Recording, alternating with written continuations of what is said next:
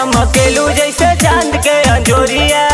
अरे वो तो है बा का हो का हलवा बोला ना। हर भाड़ा भइल बारू गोरिया, चमकेलू जैसे चांद के अंजोरिया।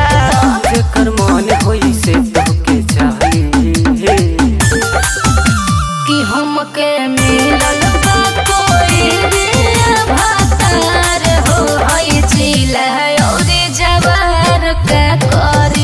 कि हमके मिलल बा कोई रे भातार हो हई जिला जवार का करी। बोला ना के का कली हो।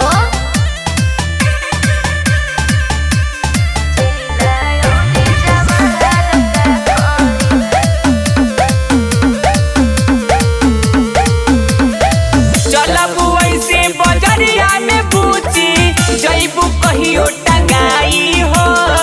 शौख बात जई हो कबो ले हो तू जमाई हो। बुझाई अजमा ली हो। चलबू ऐसे बजरिया में पूछी जईबू कहियो टंगाई हो। शौख बात जई हो कबो ले हो तू जमाई हो। तोहर पिया रहना कुछो खाड़ी। हर जाना कि हमके मिलल बा कोई रे भातार हो हई जिला और जवार का करी।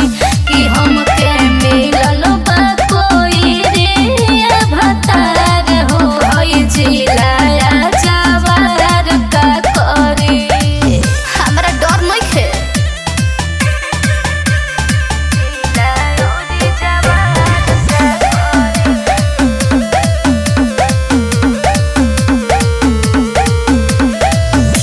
जवानी के चीखे दरानी कोरोना ढेरे अनकानी हो।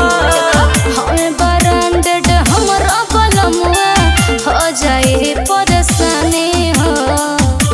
ढेर परेशान मत हो। कदरल जवानी के चीखे दरानी कोरोना ढेरे अनकानी हो।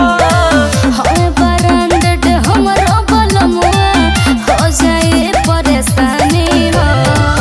सचो लगे